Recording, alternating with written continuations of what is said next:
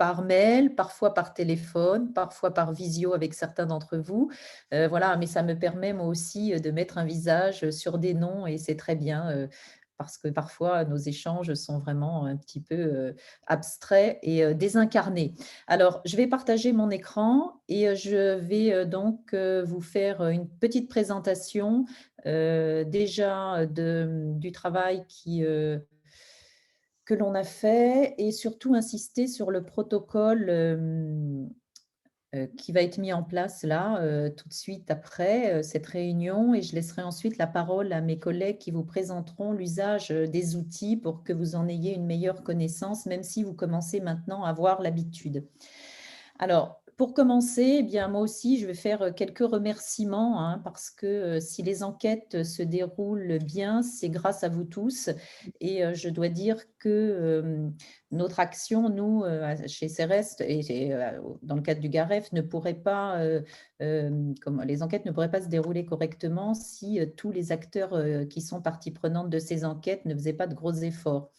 Donc, on voulait collectivement hein, déjà remercier la branche, hein, qui est un acteur central dans l'analyse de suivi de cohorte pour la pérennité des CQP et qui met en place beaucoup de moyens pour que cette enquête se passe correctement et vous permet d'avoir des données quand même très précises hein, sur l'insertion professionnelle de vos certifiés qui sont importantes hein, quand on dirige une certification et qui sont d'autant plus importantes que France Compétences impose pour le renouvellement un certain nombre de données chiffrées.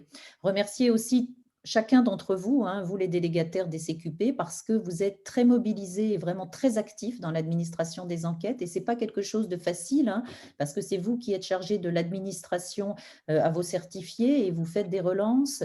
Vous êtes vraiment très soucieux hein, du pourcentage de réponses et ça vous demande aussi beaucoup de travail et c'est grâce à vous que nos taux de réponse hein, globaux sont très bons et sont en augmentation hein, d'une enquête à l'autre. 37,6% de répondants en 2019, c'est un taux excellent hein, pour ce type d'enquête, hein, nous qui avons l'habitude d'en faire, et il est en augmentation à plus de 7 points hein, par rapport à l'enquête de 2017. Donc un grand merci à vous, même si on va insister par la suite sur certains points de vigilance pour encore améliorer nos processus, on peut dire, on peut se réjouir hein, dans une période un petit peu morose que finalement, eh bien, tout cela fonctionne tout à fait correctement. Alors, pour poursuivre, je vais vous rappeler le dispositif d'enquête, hein, son esprit, et puis faire un certain nombre de rappels sur la procédure qui va se mettre en place cette année. Et on vous donnera hein, des outils, enfin, tout ce que je vais vous dire là, vous en aurez les traces hein, si vous avez besoin de vous y référer par la suite. Alors, donc, on est dans un processus de suivi de cohorte hein, qui a un objectif, outre le fait, comme je l'ai dit, qu'il est important pour un certificateur de savoir ce que deviennent ses certifiés, c'est aussi de répondre aux exigences de France Compétences hein, sur le suivi de l'insertion professionnelle pour permettre le renouvellement des CQP qui sont des certifications importantes hein, dans le domaine de l'emploi sportif. Et France Compétences hein, demandait bien ce type d'enquête, notamment avec une interrogation sur les emplois occupés par rapport aux métiers visés, avec la demande hein, d'au moins 2 promotions de suivi de cohorte, ce qui va pour la plupart d'entre vous être le cas, puisque ça fait maintenant, on va entamer la 3e campagne hein, de suivi. Bon, pas pour tous, parce qu'en fonction de la nature des CQP, certains ont commencé, n'avaient pas de promotion au départ, etc. Mais on arrive à peu près à avoir maintenant 2 promotions pour chacun des CQP. Et l'objectif, c'est vraiment d'interroger l'accès à l'emploi hein, pour au moins 2 promotions. Donc ça, je vais vous montrer un petit tableau. Bon, ce n'est pas très lisible, mais c'est pour vous montrer et pour vous expliquer que le questionnaire, il est assez précis, mais c'est parce que les demandes de France Compétences sont elles-mêmes assez précises. En effet, il faut pouvoir être capable de remplir un certain nombre d'indicateurs concernant tous les candidats. Bon, ça, c'est des choses qu'on a par l'intermédiaire des comptes rendus de jury, mais aussi des choses précises sur l'état d'emploi avant la certification, les modalités d'accès à la certification, la situation d'emploi, la rémunération, la nature de l'emploi, les catégories socio-professionnelles, et ensuite 2 volants d'indicateurs pour 6 mois et pour 2 ans après la certification, des indicateurs qui sont communs, mais qui doivent être mis en lien pour une même personne, c'est-à-dire à 6 mois et à 2 ans, concernant la nature de l'emploi, la quantité de travail, la rémunération, l'employeur principal, les catégories socio-professionnelles, le secteur d'activité, etc. Vous voyez, ça fait une somme d'informations qu'il a fallu rassembler dans le questionnaire et qui explique aussi sa structure et sa nature. Alors, donc, les exigences de France Compétences nous demandent d'avoir, nous l'avons traduit comme ça, des enquêtes à 6 mois et à 2 ans avec un certain nombre de chiffres clés, comme je viens de vous le dire, le nombre de certifiés, le taux d'insertion professionnelle, le taux d'insertion dans le métier cible, le type de contrat, la rémunération, etc.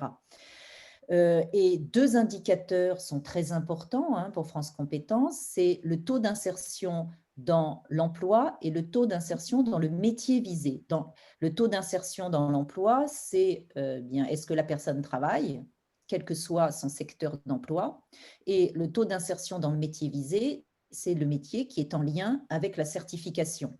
Ainsi, par exemple, si on a des taux, enfin 70% des personnes sont en emploi, ce qui est à peu près le cas d'ailleurs, on le verra à la fin, et 60% dans le métier visé, c'est plutôt 50 en fait, on va le voir après, tout cumulé, eh bien le taux d'insertion global dans l'emploi est de 70% et le taux d'insertion dans le métier visé est de 60%.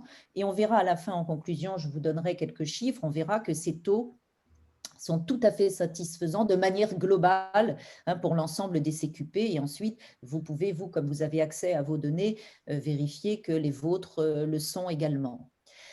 Donc, au niveau de la méthodologie générale, donc, il y a une périodicité des enquêtes, c'est-à-dire que pour vous, vous avez 2 enquêtes à faire dans l'année, une enquête à 6 mois, une enquête à 2 ans, et chaque certifié lui-même est enquêté 2 fois dans son parcours, une fois à 6 mois, une fois à 2 ans.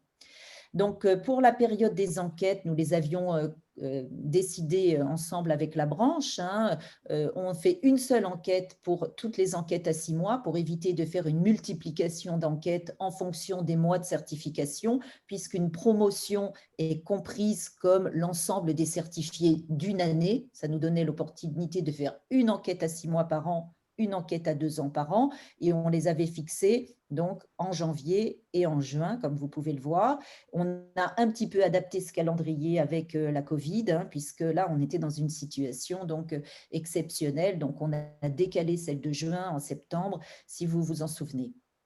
Certainement d'ailleurs parce qu'elle vient de s'achever et les tableaux de bord vous ont été donnés il y a peu de temps. Alors, si je résume, globalement, vous avez un petit schéma sur la promotion de 2010, les différentes promotions. Celle-là, nous l'avons déjà faite, c'est celle de janvier 2020 sur la promotion, l'enquête à 2 ans sur la promotion 2019. Celle de juin 2020 qui a été décalée en septembre, je vous rappelle, sur la promotion 2019, c'est celle dont on vous a donné les résultats très récemment. Et ce qui va arriver, c'est l'enquête à 2 ans sur la promotion 2018, donc en janvier, puis ensuite l'enquête à 6 mois sur la promotion 2020 qui aura lieu en juin. Donc, ce sont ces 2 enquêtes qui vont nous occuper pour 2021. Alors, pour le protocole de 2021, c'est très simple. Au mois de janvier, c'est-à-dire, il nous reste quelques jours quand même, mais on voulait lancer l'enquête après ce séminaire pour répondre à vos questions. D'ailleurs, petite parenthèse, on préférerait que les questions soient situées à la fin, comme ça on les rassemblera, parce que certaines des questions que vous pouvez poser, qui vous viennent à l'esprit, seront peut-être abordées par mes collègues dans la suite de l'exposé. Donc, je reprends. Donc, au mois de janvier 2021, donc, on va lancer avec vous l'enquête sur les sortants à 2 ans en 2018, puis en juin, celle sur les sortants à 6 mois de 2020. Donc, vous aurez toujours ce lien vers un questionnaire unique. Je vais vous envoyer très rapidement, en fin de semaine, le lien vers l'enquête et le web report et le courriel type, pardon, de suivi. Vous aurez accès toujours de la même manière, donc au web report de suivi que l'on va vous présenter ensuite pour que vous en ayez un meilleur usage, parce que je ne suis pas sûre que vous l'utilisiez dans toutes les possibilités qu'il vous donne. Et ensuite, vous aurez donc accès à la production des résultats dans un mois, grosso modo, après la fin de l'enquête, sous la forme d'un tableau de bord qui cumule l'ensemble de vos résultats, mais qui vous permettent de faire des exports très précis pour construire votre dossier de renouvellement. Et ça aussi, on va vous en parler très précisément dans la suite de l'exposé pour que tout soit très clair. Alors, grosso modo, le vade-mecum pour janvier 2021, donc à partir du 25 janvier, il faudrait que vous envoyiez le mail habituel au certifié de 2018. Je vous aurais envoyé le mail type que vous pouvez bien sûr agencer à votre idée, hein, mais c'est juste un guide hein, qui vous permet de ne pas oublier certains points de vigilance. Il faudrait ensuite, comme d'habitude, prévoir des relances, grosso modo 15 jours après, puis la première relance, puis 15 jours après la deuxième. Donc, effectivement, la première relance, ça tombe pendant les congés d'hiver, donc ce n'est pas optimal. Mais étant donné que les congés d'hiver sont sur une période relativement large en fonction des régions, il est délicat de repousser la première relance tout de suite après, mais ça encore, c'est ajusté en fonction des caractéristiques de vos emplois et de de vos certifiés et de leur emploi. Et ça, c'est à discuter ensemble, mais sachez en tout cas qu'il faut toujours faire 2 relances à des intervalles entre 15 jours et 3 semaines. Donc, le traitement des résultats, ça c'est pour nous, ce sera environ mi-avril et vous aurez accès aux outils, le web report qui permet de suivre l'évolution des réponses en direct et de vérifier le nombre de personnes qui répondent, et je reviendrai dessus. Et fin avril, vos tableaux de bord qui vous donnent l'ensemble de vos chiffres, à la fois de façon extrêmement visuelle, donc c'est un outil de communication en interne qui est très utile, et en même temps d'extraire de ce tableau les données chiffrées dont vous avez besoin pour construire votre dossier de renouvellement. Donc, quelques points de vigilance pour améliorer le processus qui est déjà bien rodé, hein, comme je l'ai souligné au début. Déjà, il faudrait bien s'assurer que les diplômés sont prévenus des enquêtes et de leurs bien-fondés et en fait de leur caractère important pour le renouvellement du CQP. Et on s'est dit peut-être qu'il était important qu'il y ait une information qui soit donnée dès la certification, c'est-à-dire qu'en fait les certifiés soient prévenus qu'ils seront enquêtés 2 fois au cours de leur parcours de formation. Une fois à 6 mois, une fois à 2 ans, qu'ils le sachent, et peut-être que ça donnera un meilleur consentement à l'enquête, qui est déjà très bon hein, parfois, hein, mais qui exige quand même que l'enquêté ne soit pas surpris hein, au moment de l'enquête sur les questions qui lui seront posées. Donc, il y a quand même un petit travail pédagogique, à mon avis, à faire dans ce sens-là et que vous faites peut-être déjà. Il faut les rassurer sur le fait qu'il y a un anonymat de traitement des données, hein, c'est-à-dire que si on leur demande leur nom, et ça c'est précisé déjà dans le questionnaire, si on leur demande leur nom dans le questionnaire, ça c'est juste parce qu'on est obligé d'aligner les résultats à 6 mois et à 2 ans pour la même personne. Donc il faut bien qu'on ait un moyen de repérer cette trajectoire. Mais en aucun cas, les noms complets sont transmis. Hein, nous sommes, comment dire, comme on appelle ça un tiers de confiance, et en aucun cas les données individuelles ne sont transmises et tous les résultats, vous l'avez vu, sont donnés de manière anonyme avec des statistiques globales. Mais ça aussi, c'est quelque chose qu'on précise dans le mail de contact. Pour les relances, donc c'est à vous de faire les relances. Souvent, je vous préviens en disant: «Il faudrait faire, c'est le moment de faire, la première relance» et je me tiens au courant un petit peu avec vous du pourcentage, de réponse et je vous alerte si le pourcentage, est faible. Les relances peuvent être collectives, c'est-à-dire que vous pouvez renvoyer un mail collectif. Et il est parfois difficile, hein, de faire des relances individuelles, notamment quand il y a beaucoup de certifiés. Il faut bien préciser alors dans la relance que la personne ne doit pas répondre 2 fois parce qu'on s'est aperçu qu'il y avait des personnes qui répondaient à chaque fois qu'elles recevaient, un message. Vous pouvez aussi faire des relances individuelles, soit par mail, soit par téléphone pour les personnes qui ont un nombre de certifiés restreint, parce que vous avez dans le web report accès au nom des répondants dans la dernière page du web report, qui vous permet de savoir quelles sont les personnes qui ont répondu. Donc ça, c'est juste un document temporaire de suivi. Ensuite, les noms n'apparaîtront pas, hein, dans les données statistiques des personnes, comme je vous l'ai dit, hein, ça c'est très important. Mais vous, ça permet de faire des relances ciblées, soit par téléphone, soit par mail. Alors, la liste des noms est limitée à 30. Donc, si vous avez plus de 30 certifiés, il suffit de me demander la liste et on vous fournit la liste des répondants sur un fichier joint qu'on vous envoie à part. Dernier point de vigilance, donc il y a eu des petits problèmes dans les enquêtes, quelques bugs informatiques parfois. Donc nous, on a beaucoup travaillé pour que ceci n'arrive plus. On a changé de serveur, on a sécurisé notre connexion. Donc, puisqu'on fait d'autres enquêtes par ailleurs, il semble qu'il n'y ait plus de bugs de ce type-là. Donc là, ça devrait fonctionner beaucoup, enfin, ça fonctionnait déjà bien, mais encore mieux. Éviter les doubles réponses, hein, préciser aux certifiés qu'ils ne doivent répondre qu'une seule fois. Il y a parfois une difficulté d'identification pour les femmes mariées, divorcées. Oui, les femmes changent de nom souvent. Et donc, on va demander dans le questionnaire le nom de naissance, hein, parce que des fois, même vous, vous ne reconnaissez pas les noms de vos certifiés, hein, c'est difficile. Il y a une mauvaise identification parfois du CQP, donc il faudra peut-être dans le message dire aux certifiés qu'ils fassent attention de cocher le bon certifié. Ça arrive dans plusieurs certifications, mais ça arrive surtout dans la confusion ALS-GIM, parce que les personnes cochent un peu vite et avec la dénomination des options de l'ALS, ils se mélangent les crayons.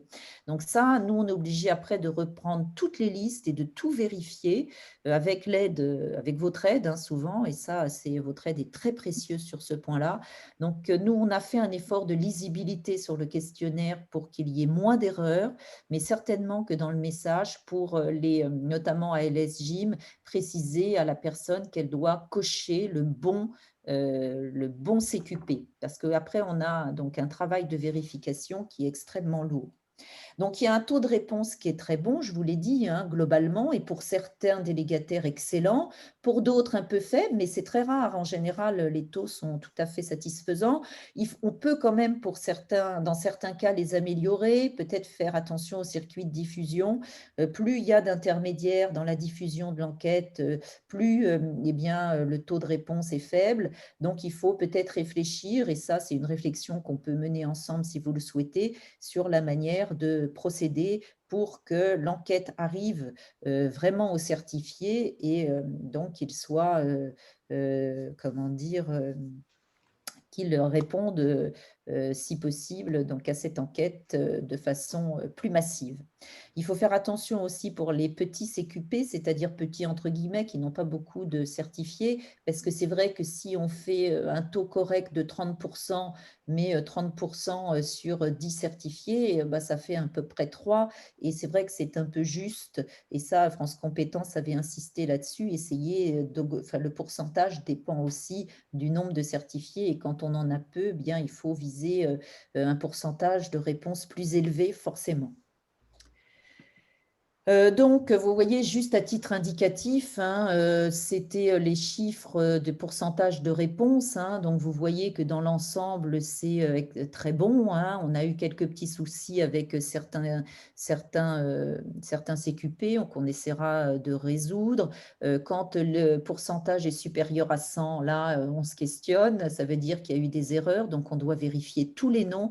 Donc, on a un véritable travail très précis après, hein. Les réponses au questionnaire ne sont pas analysées comme ça, hein. Il y a un travail très précis qui est réalisé sur l'ensemble des réponses et un nettoyage très rigoureux, hein, pour que les données ensuite soient les plus précises possibles. Donc, pour la prochaine campagne, hein, de janvier, hein, j'ai la liste des délégataires qui ont eu des certifications donc, en 2018. Et c'est à vous donc que je vais envoyer le message à la fin de la semaine, là, normalement vendredi, hein, pour lancer l'enquête avec vous. Voilà. Voilà, maintenant je vais laisser la parole donc à mon collègue Jérémy Pierre sur la suite. On va s'attacher davantage au questionnaire et aux outils de suivi. Très bien. Merci Cécile. Bonjour à tous, j'espère que vous m'entendez. Donc effectivement, sur le questionnaire version 2021, on l'a quelque peu amélioré. Donc la structure reste la même, hein. C'est la suivante. On identifie toujours via le préambule la promotion concernée. On a des éléments de question sur la situation avant d'entrer en formation CQP. Que font les personnes, leur emploi, les diplômes qu'ils possèdent, etc. On a des questions sur l'identification du CQP. Donc, quel est l'intitulé du CQP, évidemment, l'année, quelles ont été les conditions de formation, notamment sur la participation financière. Et puis ensuite, hein, ce qui nous intéresse plus particulièrement, c'est l'emploi lié au CQP. Est-ce que la personne travaille ou non avec son CQP? Si oui, est-ce que c'est en tant que salarié et ou en tant que travailleur indépendant, hein? Et donc, on a tout un ensemble de questions ensuite sur le contrat de travail, le volume horaire, le salaire moyen, etc. On questionne également l'emploi en dehors du CQP, en dehors de leur activité liée au CQP. Est-ce que les personnes actuellement travaillent ou non? Et si oui, ben, dans quel secteur et sur quel… Donc, on essaie d'identifier l'emploi. On demande d'ailleurs la nature du métier. On leur demande ensuite si ces personnes souhaitent évoluer, notamment dans le secteur sportif. Est-ce que le CQP est un marchepied finalement à d'autres formations? Donc, est-ce qu'ils ont un réel projet sportif? Et puis, à la fin, hein, assez classiquement, on identifie la personne via les variables sociographiques, hein, le sexe, l'âge, etc. Je crois qu'il y a un micro d'allumé, ça me fait un écho, si quelqu'un peut l'éteindre. Donc, sur l'accès au questionnaire, hein, vous avez, donc ça sera un lien qui vous sera envoyé comme à chaque fois, hein, que Cécile vous enverra, qui est accessible ici sur le QR code. Et donc, hein, sans rentrer dans le détail du questionnaire que vous connaissez, donc on a le préambule, hein, donc ça sera pour la promotion 2018, donc les personnes qui ont eu le CQP en 2018 exclusivement. Donc, on nettoie, hein, comme le dit Cécile, les données ensuite, hein. Il y a toujours des personnes qui se trompent, notamment les personnes qui passent, hein, le CQP fin 2018 et qui reçoivent leur certificat en 2019. Donc, il y a parfois quelques petits couacs que l'on corrige. On a rajouté un texte, hein, pour bien distinguer l'ALS de l'animateur des activités gymniques. On a rajouté un texte que verra le certifié pour être certain qu'il s'agit bien du bon CQP.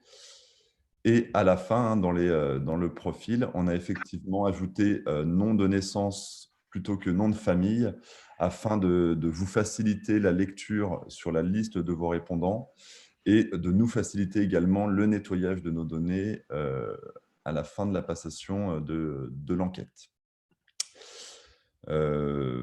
Voilà, pour ce qui est du questionnaire, je vais laisser cette fois la parole à mon collègue Pierre Olaf sur l'accès aux données. Et si pendant la présentation, vous avez des questions, hein, n'hésitez pas à les lister dans le chat. On pourra y répondre à la fin. Merci, donc je m'appelle Pierre-Olaf Schutt. Alors, je vais vous parler de l'accès aux données. C'est un point important parce que c'est vrai que ça fait 3 ans maintenant qu'on présente les résultats de nos travaux lors de ce séminaire. Mais jusqu'à présent, en fait, ça concernait qu'une petite partie d'entre eux, puisqu'on faisait des enquêtes uniquement en amont des renouvellements. Donc, depuis cette année, finalement, c'est la première année que vous avez tous un ensemble de données sur chacune des enquêtes que nous réalisons. Donc, pour beaucoup d'entre vous, c'est quelque chose qui est nouveau. C'est pour ça que ça nous semblait important de vous préciser un petit peu quelles étaient les données que l'on vous mettait à disposition, pourquoi il y a plusieurs supports et quel est, on va dire, l'intérêt de chacun de ces supports. Donc, la première chose, et là, je vais le prendre de manière un peu, on va dire, chronologique, c'est pendant l'enquête, pendant l'administration de l'enquête, quand Cécile vous a précisé le calendrier là, de l'enquête qui va être engagée, donc à la fin du mois et pour laquelle vous allez faire des relances. En fait, au fur et à mesure de l'enquête et en temps réel, vous avez accès à un web report qui permet d'avoir les résultats à chacune des questions posées. Ensuite, après l'enquête, on a plusieurs documents. D'une part, on archive ce web report et d'autre part, on enregistre un certain nombre de données très détaillées qui ne sont pas forcément faciles à lecture, mais on verra qu'ils correspondent à une exigence de France Compétences au moment du renouvellement. Et enfin, de manière permanente, l'outil qui réunit vos données, c'est le tableau de bord qui réunit en fait, qui agrège les données de l'ensemble des enquêtes. C'est-à-dire que le web report, lui, correspond à l'enquête en cours et il est archivé par rapport à une enquête, alors que dans le tableau de bord, la base de données s'implémente à chaque nouvelle enquête. Et donc, plus les années passent et plus le tableau de bord s'enrichit en données. Et je vais détailler un petit peu la manière dont on peut l'utiliser ensuite, parce que c'est un outil justement qui permet, on va dire, d'explorer les données dans leur grande, y compris quand il y en a une quantité importante. Donc, voilà les différents outils. Donc, le web report, encore une fois, j'insiste, c'est l'outil de suivi pendant l'enquête. Le tableau de bord, c'est l'outil qui agrège l'ensemble des enquêtes et les autres documents sont plutôt archivés et utilisés surtout au moment du renouvellement. Donc, pour que ce soit simple pour vous, pour accéder à l'ensemble de ces différents livrables, en fait, on a une seule porte d'entrée, c'est-à-dire que vous avez tous une page web qui vous est dédiée. Donc, on vous a normalement transmis l'URL. Donc, sur cette page web, vous allez retrouver les différents livrables que j'ai mentionnés ou les liens qui permettent d'y accéder. Donc, c'est pour vous le point d'entrée pour retrouver toutes ces données. Donc, vous avez une URL et on a également, donc on a dans cette page le tableau de bord directement et vous allez le voir, je vais vous le présenter en dessous, le lien vers le web report et les fichiers de données qui sont archivés. Donc, vraiment, tout est dans cette page-là et c'est pour ça qu'elle est sécurisée par un mot de passe qu'on vous a transmis, que l'on peut éventuellement, si vous le souhaitez, hein, modifier ou changer pour garantir la sécurité et protéger vos données. Donc, sur ce portail, donc, comme je vous l'ai dit, vous avez une page web hein, qui se présente de la manière suivante, c'est-à-dire que vous avez 3 parties quand vous arrivez. Donc, la première partie du haut correspond au tableau de bord et sous le tableau de bord, vous avez donc le lien pour aller vers le web report et ensuite, vous avez des liens de téléchargement qui vous permettent de récupérer donc, les web reports archivés des enquêtes antérieures et les données détaillées nécessaires au renouvellement et demandées par France Compétences sur ce format de tableau détaillé. Donc, on va vous présenter du coup les outils de manière plus précise, à la fois sur leur contenu et sur leur maniement. Et on va commencer notamment par le web report, qui est l'outil qui est utilisé, on va dire, en premier dans l'enquête. Et je vais laisser Jérémy vous en parler. Très bien, merci Pierre-Olaf. Alors oui, le web report, hein, donc il n'est accessible, hein, comme l'a dit mon collègue, uniquement pendant la phase de passation de l'enquête, hein, donc à partir dans les semaines qui arrivent, hein, donc ce sera pour l'enquête de la promotion 2018. Donc, au terme de l'enquête, hein, ce web report donc, devient inactif et ça devient un PDF qui est téléchargeable sur le tableau de bord que vient de présenter Pierre-Olaf. Le web report, il est accessible via une adresse web, donc une URL, hein, et il y a également un mot de passe qu'on vous envoie pour y accéder. Donc, ça ressemble à cela. Hein, donc, je tape le mot de passe et ensuite, donc là, c'était pour l'enquête 2019, puisque la 2018 n'a pas commencé. Donc, vous avez un préambule. Et ensuite, vous pouvez naviguer au sein du web report via les onglets au-dessus. Et en fait, hein, les onglets suivent finalement l'ordre du questionnaire. Donc, si je mets suivant, la première question que je vais avoir, c'est la situation avant l'obtention du CQP. Donc, sur les 2466 certifiés 2019, on remarque hein, que la majorité était en emploi salarié en CDI, mais qu'il y a aussi beaucoup d'étudiants, etc. D'ailleurs, vous demandez souvent, l'intérêt notamment de ce web report, c'est de pouvoir savoir combien de personnes ont répondu ou sont en train de répondre à votre enquête. C'est sur cette deuxième page ou les suivantes hein, que vous pourrez voir le total de répondants. Donc là, on s'aperçoit que sur les 6300 diplômés de 2019, eh bien, 2466 ont répondu à cette enquête. Donc, ça vous permet de savoir où vous en êtes, de savoir si vous avez besoin de faire des relances ou non. Et l'autre chose qui peut vous intéresser, au-delà des réponses à chacune des questions, c'est les noms de famille des personnes qui ont répondu. Alors, c'est d'ailleurs pour ça que la page est sécurisée, hein, puisqu'il n'y a que vous qui pouvez y accéder. Et vous avez cet onglet Aléa qui vous permet hein, de vous rendre finalement à n'importe quelle page et donc question de l'enquête, sachant que le nom des personnes se situe à la page 41, la dernière page. Hein, et donc, vous avez la liste de vos répondants. On ne peut afficher que les 40 premiers noms. Donc, si vous avez des CQP pour lesquels il y en aurait plus, eh bien, vous contactez Cécile Collinet. On a rappelé son adresse mail sur cette page pour qu'elle vous envoie un fichier Word avec la liste des noms de famille. D'ailleurs, hein, il y a eu une intervention dans le chat à ce sujet. Hein. Il peut y avoir des coquilles que l'on corrige évidemment lorsqu'on nettoie nos données. Donc, je te renvoie la balle, Pierre-Olaf, sur le tableau de bord.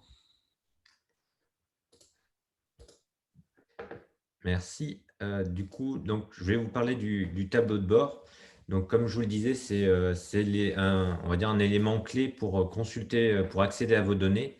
Et c'est quelque chose qui s'enrichit au fur et à mesure. Donc, l'interface est relativement stable, mais on voulait vous la présenter pour vous aider en fait à lire les données et savoir comment optimiser ce fonctionnement. Encore une fois, bon, on voit bien dans les commentaires du chat que la présentation va quand même assez vite. Donc, il faudra pas. L'idée, c'est quand même de vous le présenter de manière générale, mais il ne faut pas hésiter à nous solliciter. C'est-à-dire qu'on peut très bien prendre rendez-vous avec un délégataire ou un autre et prendre une heure pour regarder ensemble vos données et vous montrer comment le manipuler. Donc, le tableau de bord, il est structuré autour de 6 pages dans lesquelles on navigue en cliquant. Et les 6 pages réunissent donc un ensemble de données qui sont mises en place sous la forme de graphiques, de tableaux ou de cartes. Donc, la première page sur les certifiés, c'est la seule page pour laquelle vous avez des données avec des valeurs absolues et non des pourcentages comme on a sur les autres pages. Pour une raison simple, en fait, c'est que la première page sur les certifiés, elle est établie à partir des données qui sont issues des jurys, donc à partir des données exhaustives. Donc, c'est là qu'on retrouve, par exemple, le nombre de certifiés que vous avez dans votre CQP ou par mention de CQP et des statistiques sur l'âge, le sexe. Il y a une pyramide des âges, la répartition géographique. Donc, toutes ces données-là sont en valeur absolue parce qu'elles sont exhaustives. Pour toutes les autres pages du tableau de bord, c'est les résultats de l'enquête. Donc, les résultats de l'enquête, vous le savez, c'est un échantillon en fonction de votre taux de réponse. Hein, il va être plus ou moins important. Et donc, les valeurs sont données en pourcentage. Donc, sur le second onglet, on parle de la formation. Donc, à la fois, on leur demande s'ils ont eu une expérience de bénévole, puisque pour un certain nombre d'entre vous, hein, vous vous interrogez sur le fait qu'ils aient eu ou pas des diplômes fédéraux avant l'entrée en formation en CQP. La voie d'accès, donc la prise en charge de la formation et le complément santé du CQP qui a été développé par la branche récemment. La troisième page, donc ça correspond un petit peu aux questions clés que pose France Compétences, donc l'insertion dans l'emploi et l'insertion dans le métier. Je vais vous montrer tout à l'heure, hein, l'interface, mais je voulais vous présenter la structure. Et on voit de manière très claire ces chiffres clés qui vous permettent aussi d'évaluer la pertinence de votre CQP sur le marché de l'emploi. Ensuite, les fonctions, donc c'est les fonctions qui sont occupées par vos certifiés. Le fait qu'ils aient aussi, on le sait bien, hein, que le CQP, c'est pour certains un emploi provisoire, pour d'autres un emploi complémentaire, ou pour certains un emploi on va dire, plus important. Donc, on a une évaluation du nombre d'employeurs et de la part de temps de travail lié au CQP. Les conditions de travail, donc là, renvoient à des indicateurs un peu plus, on va dire, classiques sur le type de contrat, le temps de travail hebdomadaire, le niveau de rémunération. Et enfin, donc sur le dernier onglet, donc on a un certain nombre de données et je vais vous le détailler un peu plus loin, qui correspondent vraiment à un tableau à transmettre à France Compétences uniquement au moment de renouvellement. Donc c'est à ce moment-là qu'il est vraiment utile et fonctionnel, mais je vous le détaillerai tout à l'heure. Alors, ce tableau de bord, donc c'est un tableau de bord qui est interactif, hein. Parfois, on a envie d'en faire des copies d'écran, mais faire 6 copies d'écran, ce sera pas suffisant en fait pour rendre compte de toutes les données auxquelles vous pouvez accéder avec ce tableau de bord. Pour une raison simple, en fait, c'est que le tableau de bord fonctionne par un système de filtres qui vous permettent justement d'explorer les données et de distinguer, puisque comme je l'ai dit, la base de données qui est derrière ce tableau de bord va agréger l'ensemble. Et donc, grâce à ces filtres, vous allez pouvoir distinguer un certain nombre de données. Donc là, je vous ai mis un petit exemple, hein. Vous avez là au centre les filtres que vous retrouvez sur le bandeau qui est à droite dans chacune des pages. Et alors, les filtres peuvent varier un petit peu d'un délégataire à l'autre. Certains délégataires ont plusieurs CQP, certains ont des CQP avec différentes mentions. Vous avez donc les premiers filtres qui concernent le ou les CQP, les options éventuelles. Et ensuite, on a des filtres que tout le monde a, donc sur les promotions qui ont été enquêtées donc par année et le type d'enquête. Donc, typiquement, aujourd'hui, on a une enquête qui a été faite l'année dernière sur la promotion 2017 à 2 ans. Donc, si vous mettez la promotion 2017 ou l'enquête à 2 ans, vous aurez à ce jour des données qui sont identiques. Mais dans 3 mois, là, une fois que l'enquête sera terminée, qu'on aura traité et analysé les données, le filtre à 2 ans permettra d'avoir des résultats sur la situation des certifiés 2 ans après l'obtention du CQP, à la fois pour la promotion de 2017 et pour la promotion 2018 qu'on va enquêter le mois prochain. Idem pour les enquêtes à 6 mois. Pour l'instant, on a uniquement la promotion 2019, mais cet été, on aura aussi la promotion 2020. Donc, c'est pour ça que ces deux filtres sont, pour l'instant, on va dire récurrents, enfin redondants, mais dans le courant de l'année, ils vont devenir complémentaires parce que ça vous permettra d'affiner un petit peu les données.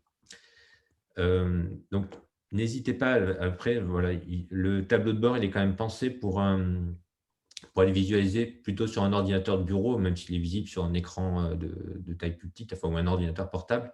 Mais vous avez un bouton qui vous permet d'afficher en plein écran, qui est en bas à droite. Donc, n'hésitez pas à l'utiliser pour voir plus clairement les données. Ensuite, donc, ces types de filtres-là sont quand même très importants. Et en fait, vous en avez 2 types. Ceux qui sont, on va dire, visuellement évidents sur la droite du tableau de bord. Mais vous avez aussi des filtres qui sont en fait intégrés dans un grand nombre de tableaux et graphiques et qui vous permettent de sélectionner encore une fois une sous-population dans la base de données.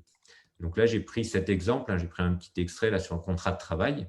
Vous avez un camembert qui vous présente la proportion des certifiés qui sont dans les différents types de contrats de travail. Et en fait, on peut utiliser ce camembert en cliquant dessus. Là, je clique par exemple sur les gens qui sont en CDI. Du coup, vous allez voir que le CDI va briller, on va dire, plus fort, que les autres vont être en transparence. Et en fait, au moment où je clique sur les CDI, ça va modifier les résultats qui sont dans les autres graphiques pour traiter uniquement de ces personnes. Donc, si je veux savoir quel est, par exemple, le niveau de rémunération des gens en CDI par rapport aux gens en CDD, ben, je clique sur CDI. Le tableau qui est en dessous sur les niveaux de rémunération va être actualisé par rapport à ce filtre. Et ensuite, je peux cliquer sur CDD, par exemple, et à ce moment-là, les chiffres dans mon tableau en dessous vont changer parce qu'elles vont correspondre uniquement aux personnes qui sont en CDD. Donc, vous voyez, c'est un ensemble de filtres qui vous permettent de trier les données et d'explorer les données. Donc, ce qui permet d'avoir des données plus précises et des informations qu'on multiplie. Donc, c'est pour ça qu'une copie d'écran du tableau de bord, c'est perdre beaucoup de sa richesse parce que vous allez pouvoir avoir cet enrichissement au fur et à mesure. Donc, ça, c'est des choses qui sont importantes. C'est pour ça qu'on voulait vous les préciser. Et vous avez aussi, donc je vais basculer sur le tableau de bord à proprement parler, mais vous avez aussi la possibilité de…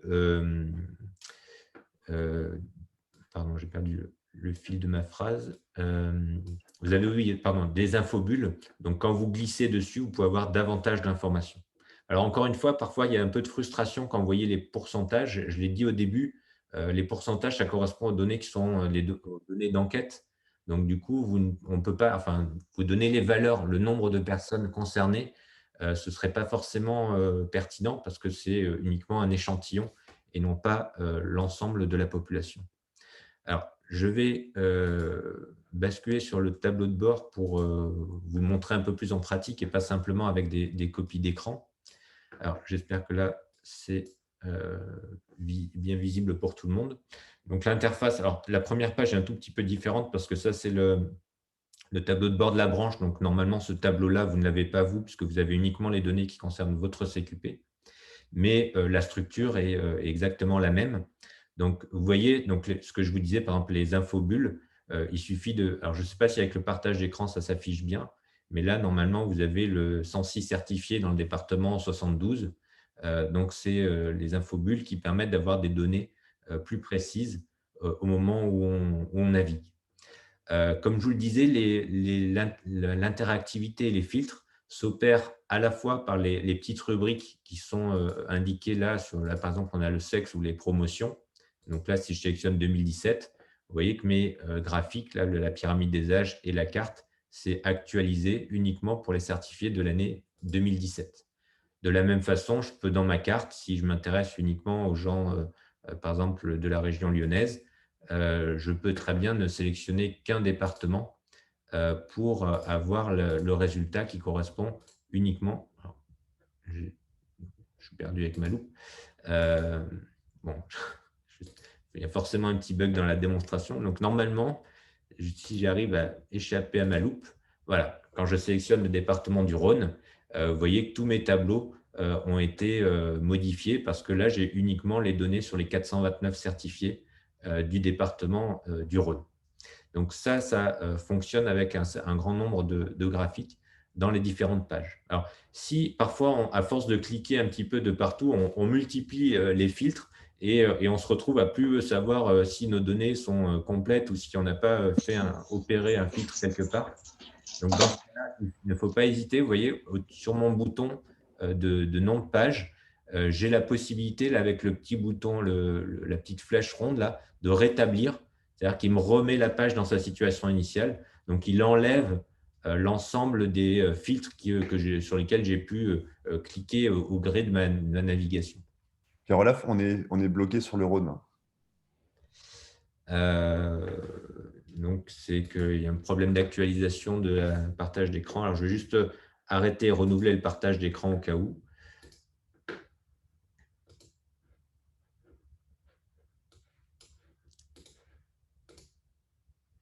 Voilà. Est-ce que vous avez retrouvé l'ensemble de la France? Bon. Donc, je vais basculer. Personnellement, je ne vois plus rien.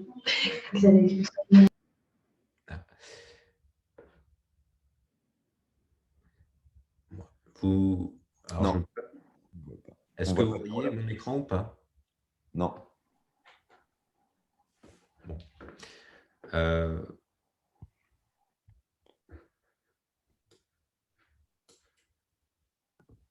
Ok, alors je vais, Désactive et recommence, je pense, parce que là...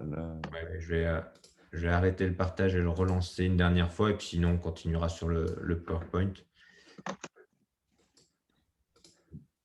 Parfois, ça met un petit peu de temps à charger. Donc là, je le lance. Vous me dites si ça arrive dans les 30 secondes, sinon je continuerai sur le PowerPoint. Donc, en tout cas, voilà, vous l'avez compris, le principe que je vous ai montré sur la première page est identique sur les autres pages, c'est-à-dire que vous avez systématiquement donc, les menus sur la droite qui permettent d'appliquer les filtres. Généralement, c'est les options, le sexe pour donc, hommes et femmes, ou les promotions et les enquêtes. Et ensuite, à l'intérieur dans les pages, vous pouvez, un certain nombre de graphiques permettent de faire des tris supplémentaires, tel que j'ai pu vous le montrer avec le département du Rhône ou dans le PowerPoint sur le contrat de travail, par exemple. Donc, du coup, voilà, c'est quelque chose qui permet d'explorer les données pour savoir si on veut avoir juste les résultats des gens qui sont en CDI, des gens qui ont été, ou comparer les résultats à 6 mois ou à 2 ans. C'est cet ensemble de filtres qui permet de le faire. Donc, c'est pour ça que c'est assez fonctionnel.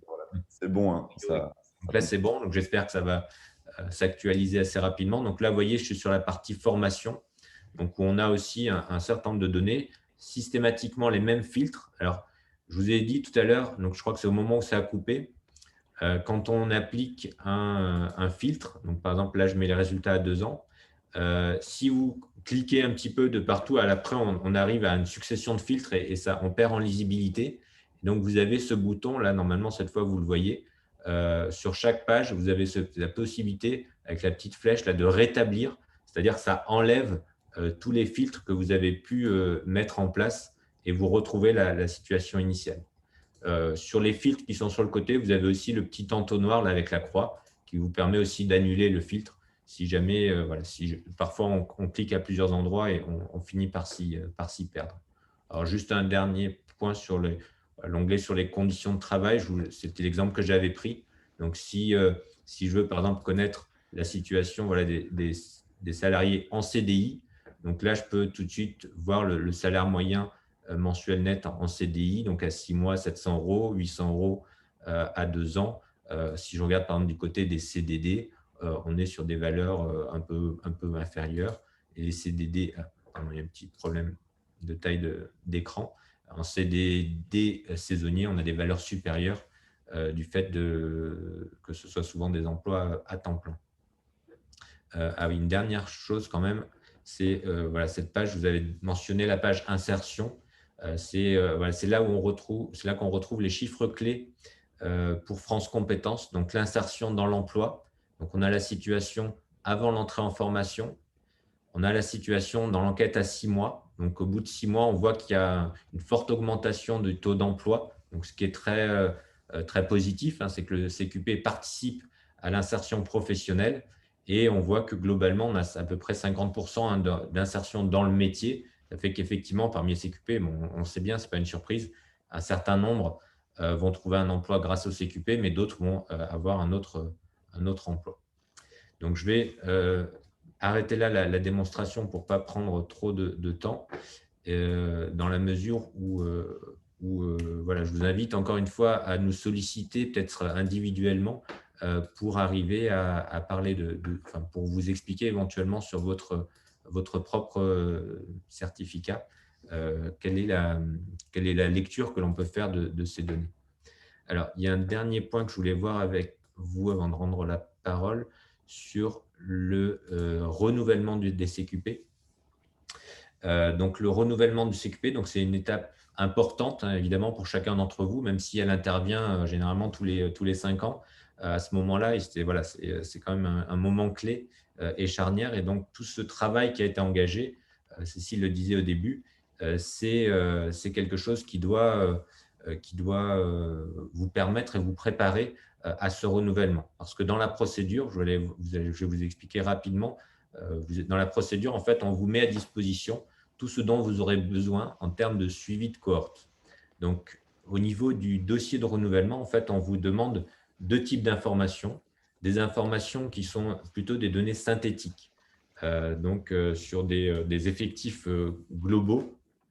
Et donc, c'est des données que vous allez pouvoir retrouver sur le tableau de bord dans le petit onglet Export que je mentionnais précédemment. Donc, dans ce petit onglet, vous avez exactement là les tableaux, c'est exactement ceux qui sont dans le dossier de renouvellement du CQP demandé par France Compétences, dans la section 6 sur le dispositif de suivi et parcours des titulaires de la certification. Vous avez ces chiffres-là qui sont, on va dire, globaux, donc que vous pouvez facilement retrouver dans le tableau de bord. Donc, vous allez sur l'onglet Export et ensuite, vous avez en bas à droite un petit bouton qui vous permet d'exporter en fait cette page sous un format image ou PDF comme vous voulez et donc de le glisser ensuite dans votre dossier de renouvellement.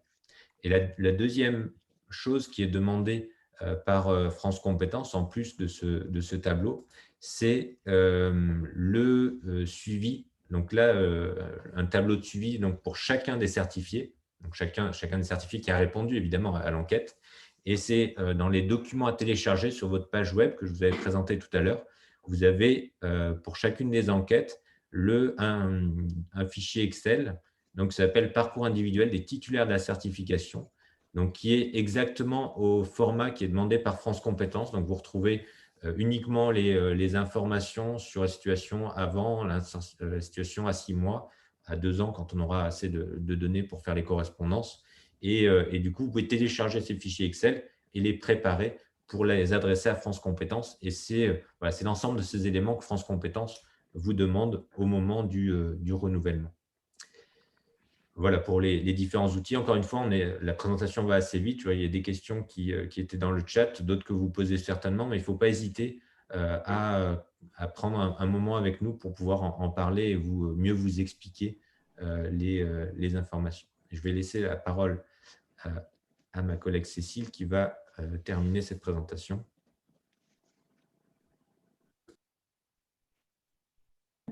Oui, merci. Donc, juste une petite conclusion pour laisser la parole après à la discussion. Cette conclusion, on l'a articulée autour d'un certain nombre de données qui émanent donc de l'agrégat de l'ensemble des enquêtes de tous les CQP. Pour vous donner quelques informations générales. On n'a pas le temps de faire une information précise des résultats de cette enquête sur toutes les dimensions, parce que le temps est compté, mais on voulait vous donner quelques éléments positifs, parce qu'on estime qu'on a besoin d'avoir un peu de perspectives positives dans ce monde un petit peu triste, notamment pour le sport. Alors, quelques données générales sur les enquêtes cumulées. Donc déjà 2 remarques. La première, c'est que c'est une certification qui est quand même en bonne santé puisqu'elle croît. On remarque qu'il y a plus 7,5% de certifiés en 2019 par rapport aux périodes précédentes. Deuxième remarque, c'est aussi une certification qui a un premier levier dans l'accès à l'emploi, et c'est important, dans l'emploi sportif, c'est important, puisqu'on peut observer que 63,9% des personnes étaient bénévoles avant leur CQP, que pour 67,8%, le CQP est leur premier diplôme sportif. Par ailleurs, 48,7% souhaitent obtenir un autre diplôme sportif, très différent, par la suite. Donc, le CQP s'inscrit bien dans un parcours d'insertion professionnelle dans le domaine du sport. Et ça, je pense que c'est important et qu'il remplit ainsi sa fonction. Autre remarque, il y a une très bonne insertion dans l'emploi qui augmente entre 6 mois et 2 ans et une bonne insertion dans le métier. Mon collègue Pierre Olaf vous en a dit quelques mots. On a en effet donc un chiffre de 78,1% d'insertion dans l'emploi de manière générale à 6 mois et 87,8% à 2 ans et une insertion dans le métier qui est assez stable entre 6 mois et 2 ans, un peu au-dessus de 50%. Autre élément, il y a plus d'un tiers, le profil global des conditions de travail, il y a plus d'un tiers des certifiés qui est en CDI et le travail est la plupart du temps donc, à temps partiel. Voilà, donc vous avez quelques données sur le tableau cumulé qui permettent de voir ça, à la fois donc la proportion de CDI, à la fois la proportion 57,1% pour 57,1% des personnes, le travail lié, la part du temps de travail lié au CQP est de moins de 25%. Donc, ce sont des personnes qui ont une autre activité à côté et avec donc des salaires et des temps de travail qui correspondent donc à du temps partiel. Voilà un petit peu pour brosser de manière globale quelques données. Il aurait fallu un petit peu plus de temps pour les présenter de façon satisfaisante sur toutes les dimensions. C'est important parce que ça permet de situer votre CQP par rapport à des données globales. Voilà, donc on a cadré cette présentation pour qu'elle tienne en 1 heure. Donc, je pense qu'on a tenu notre timing. Je voulais vous remercier encore donc déjà de votre écoute. Et puis, on est là pour répondre à vos questions. On a essayé de le faire au fur et à mesure dans le chat pour certaines d'entre elles, mais n'hésitez pas donc à nous interpeller si vous avez encore des imprécisions. Il y a une question à laquelle peut-être on peut répondre de suite, une question sur les OF. On demande la nature de l'organisme de formation pour le CQP, arts martiaux et l'ALS. Il y a eu une demande je crois que c'était Riyad, peut-être d'ajouter cette question. Donc, on peut ajouter une question sur l'organisme de formation à partir du moment où il n'y en a pas une cinquantaine et que ça, voilà. Mais on peut ajouter cette question-là. Donc, auquel cas, il faut nous envoyer, Cécile, je pense que tu verras ensuite avec les personnes concernées, la liste des OF. Oui, alors ça veut dire que c'est oui, pardon.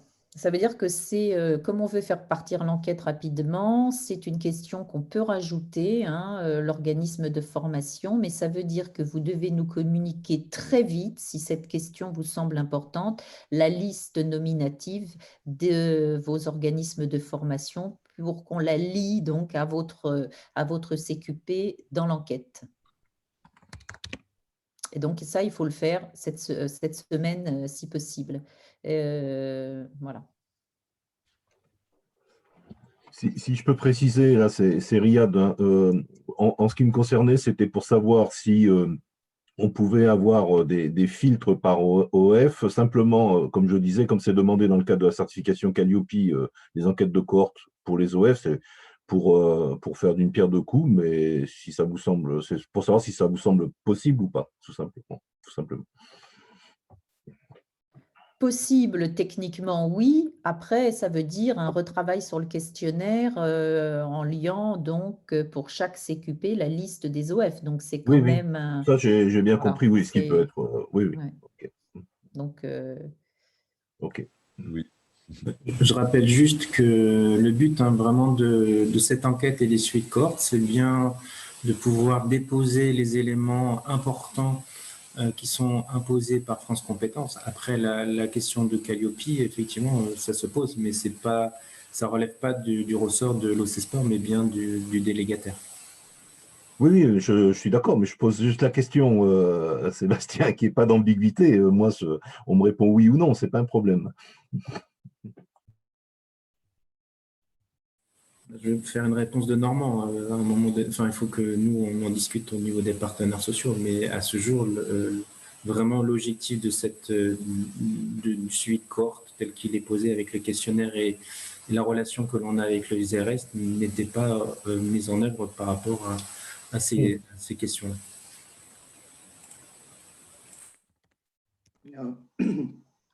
Est-ce qu'il y a d'autres questions? Profitons, on a en même temps une petite demi-heure une demi-heure devant nous. Donc, si vous avez des questions, peut-être répondre aux 60%. Pour les 60% de répondants, c'est une question qui apparaît dans le chat. En fait, quand on a discuté avec France Compétences, on ne nous a pas mis une barre à 60%. J'en ai pas connaissance. Voilà, mais seulement il y a une nécessité de représentativité. Donc, forcément, il faut que les pourcentages soient quand même satisfaisants. Et encore une fois, ça dépend aussi, il s'ajuste au nombre de répondants parce que 30% sur 500 certifiés, c'est pas pareil que 30% sur 10, quoi, encore une fois. Donc, il y a aussi une variable. Mais en tout cas, peut-être que je ne sais pas si, comme vous avez des contacts avec France Compétences, Sébastien, est-ce que cette barre de 60%, il ne me semble pas, quand on a discuté avec France Compétences, qu'elle ait été évoquée. En fait, c'était le souhait Pardon, Michel. Je prends la parole, Michel.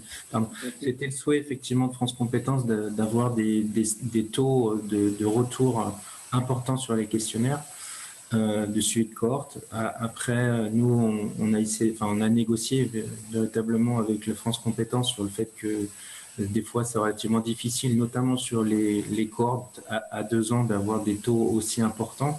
Et comme tu l'as précisé, Cécile, ça dépend véritablement du nombre de certifiés que le délégataire a entre des délégataires du CQPLS qui forment plus de 2000 certifiés par an et un délégataire qui ne forme que 10 certifiés par an. Effectivement, les taux peuvent être totalement différents.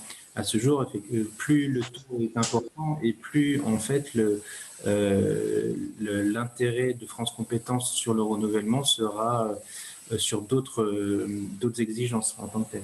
Et c'est vrai que si le taux d'insertion, si le taux au niveau des questionnaires est très faible, c'est déjà un point négatif dans le renouvellement, ça c'est clair.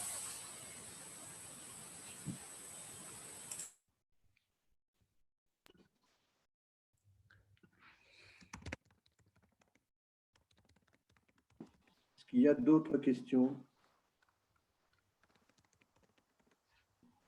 J'en déduis donc que votre présentation était très claire, ce qui est le cas d'ailleurs. Merci en tout cas à tous. Et puis, de toute façon, n'hésitez pas à revenir vers nous, après, vers moi en l'occurrence, pour toute question. Bonjour, je me permets juste, j'ai une question qui est un tout petit peu en dehors, mais il s'agissait du séminaire organisé habituellement par la branche Nord. Je crois qu'il n'a pas eu lieu cette année. Ok, oui, c'était juste pour être sûr. Et du coup, savoir s'il y avait quelque chose de prévu en plus, pour 2021, peut-être plus tôt dans l'année qu'habituellement. Et merci pour cette présentation aujourd'hui. Rémi, tu peux répondre? Est-ce que Rémi est là? Non. Bon. Vous m'entendez? Oui, je suis bien là, pardon. Les circonstances sanitaires ont fait qu'on n'a pas pu organiser le séminaire cette année.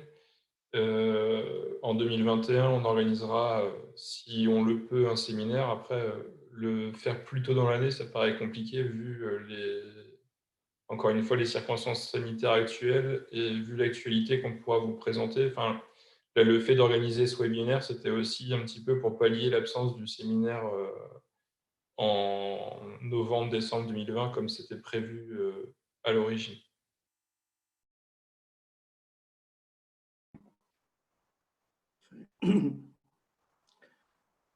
Si vous me permettez, donc, on a prévu un petit temps d'échange au CS et délégataires. Donc d'abord, je voudrais remercier toute l'équipe du CRS pour le travail qu'ils nous font.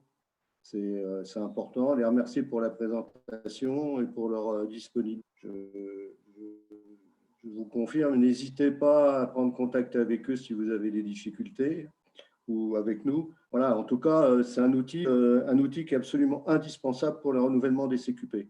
Nous sommes beaucoup en relation avec France Compétences et on se rend compte que sans cet outil, il serait impossible aujourd'hui de renouveler les CQP compte tenu des exigences de France Compétences. Donc, merci encore à vous, au CRS, pour vos enquêtes, votre disponibilité et le fait que vous êtes toujours prêt à adapter, suivant les besoins, les éléments de cette enquête. Donc, voilà, je vous remercie. Donc, ce que vous propose, c'est qu'on fasse un petit point ensemble sur la suite et les relations entre l'OCS et les délégataires. Avant toute chose, il faudrait qu'on vous fasse une petite précision sur la modification d'un certain nombre d'organisations au sein de l'OCS et au sein de la gestion des CQP. Comme vous le savez tous, Nicolas Guidal nous a quittés le 31 décembre pour aller exercer d'autres activités par ailleurs. Donc, l'OCS, en accord, et la branche du sport notamment, a décidé d'une nouvelle organisation en matière de gestion des CQP. Donc, c'est Sébastien Buzine qui, pendant les 18 mois à venir, va s'occuper des activités va reprendre des activités que faisait Nicolas Guidal. Et pour l'aider dans cette tâche, il est accompagné d'un apprenti qui vient d'être embauché, qui était embauché le 4 janvier, qui va être, vous avez peut-être déjà eu des relations avec Herb Berger, qui va être en charge des jurys, l'édition des diplômes, un certain nombre de points comme ça. Mathias est en train de faire en apprentissage un Master 1 en management du sport, si j'ai bonne mémoire, c'est bien ça. C'est ce que je voulais vous dire par rapport à ça. Ensuite, je ne vais pas prendre la parole trop longtemps. Il y a quelques points qu'on souhaiterait évoquer avec vous sur des questions qui pourraient se poser, etc. Donc, Sébastien, si tu as 2-3 points que tu voulais évoquer, la recevabilité des VAE, les relations de ministère, et puis Rémi, si vous voulez intervenir, je vous laisse la parole.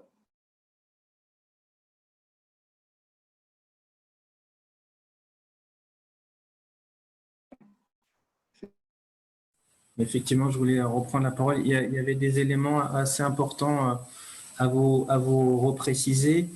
Notamment, je tenais à vous redonner en fait le timing pour ceux qui vont se mettre en place dans le renouvellement ces prochains mois, on va dire, ou les prochaines années, en 2022, sur l'importance des délais qui sont relativement importants. Dans le sens où, une fois que le règlement a été validé par les partenaires sociaux, donc ça nécessite en amont d'avoir reçu une lettre d'intention qui nous explique que, effectivement, vous, en tant que délégataire, vous souhaitez renouveler le CQP, puis une note d'opportunité pour justement permettre aux partenaires sociaux de se faire une idée de l'intérêt de renouveler une certification et après l'écriture du règlement qui serait validé en CPNEF. Donc ça, c'est un délai qui, on va dire, est entre nos mains. À l'issue de la validation du règlement au niveau des partenaires sociaux, celui-ci va être analysé par le ministère des Sports pour avis sécuritaire. Cet avis sécuritaire, quand tout va bien, il est un minima de 2 mois. Donc, c'est-à-dire que, je répète, à l'issue de la validation du règlement par les partenaires sociaux, il y a un délai de 2 mois au minimum par le ministère des Sports qui va analyser, scruter minutieusement l'ensemble du règlement, regarder véritablement les équivalences en termes de compétences attendues entre les brevets fédéraux et potentiellement les UC que vous accordez en équivalence et en allègement. Donc là, gros point de vigilance par rapport à ça.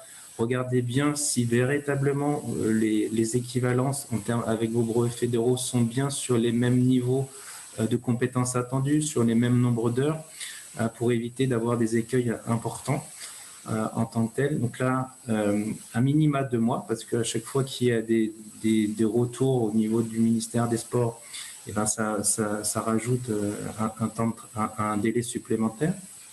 Et dès que l'OC Sport a reçu la validité de l'avis sécuritaire du ministère des Sports, en fait, là, on rentre dans un dépôt au niveau de France Compétences. Et c'est bien, comme on l'a reprécisé dans le chat tout à l'heure, c'est bien l'OC Sport qui dépose la certification, enfin, le CQP, puisque c'est même si vous êtes délégataire, c'est bien l'OC Sport qui est le certificateur et c'est bien lui qui a en main en fait l'inscription de ces certifications au RNCP. Donc là, véritablement, à ce jour, on est sur des délais de 5 mois à l'issue de la recevabilité du dossier. Donc voilà, c'est juste pour vous alerter que véritablement ceux qui sont déjà sur un renouvellement en 2022, pensez-y rapidement à réfléchir sur la manière d'organiser un rétroplanning avec les éléments que je viens de vous donner. Normalement, tous les délégataires qui sont sur un renouvellement 2021 ont été alertés puisque là, forcément, il y a un petit peu urgence, on va dire ça comme ça. Et donc, véritablement aussi, ceux qui sont en début d'année 2023, pensez-y d'ores et déjà. Il y a aussi un point important en tant que tel. On rappelle que France Compétences, en fait, impose que l'interlocuteur unique soit la branche et non le délégataire.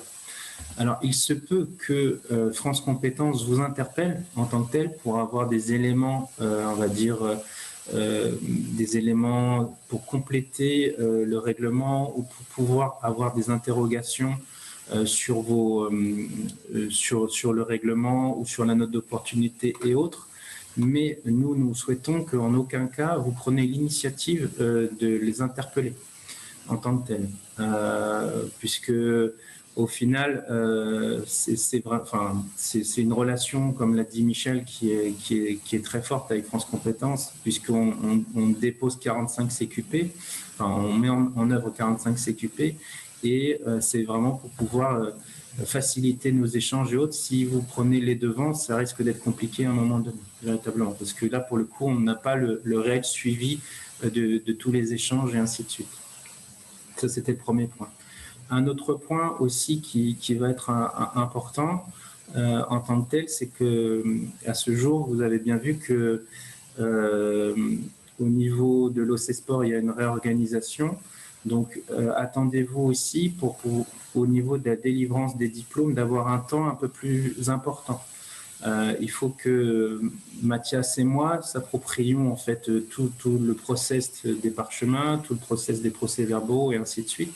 Donc, on ne sera pas forcément non plus dans la réactivité que pouvait potentiellement avoir Nicolas pour la production des parchemins.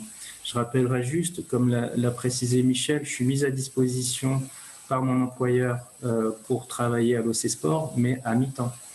Voilà, donc c'est juste pour vous préciser ces choses-là. Et effectivement, notre alternant Mathias, lui également, il est en entreprise, mais pas à plein temps. Il est en entreprise sur une moitié de son activité scolaire. Voilà. Après, il y avait un dernier point, mais je pense que je laisserai. Quels sont les délais des parchemins? À ce jour, pour le moment, on ne peut pas vous le dire, mais on essaie de le faire dans la meilleure possible, enfin, les temps les plus courts. Puisqu'il faut avoir un tuilage aussi entre ce qui avait été fait avec Nicolas Guidal avant et ce qui n'a pas été fait. Enfin bref, de voir un réel tuilage entre tous les jurys qui ont déjà été mis, notamment ceux de fin novembre et décembre, et les jurys de janvier. Je vais laisser après la parole à Rémi, si tu le veux bien, sur la question des changements aussi qui vont être abordés sur les procédures VAE. Oui, alors comme vous le savez, alors ça a contraint certains d'entre vous, on en a bien conscience, mais on n'y peut rien.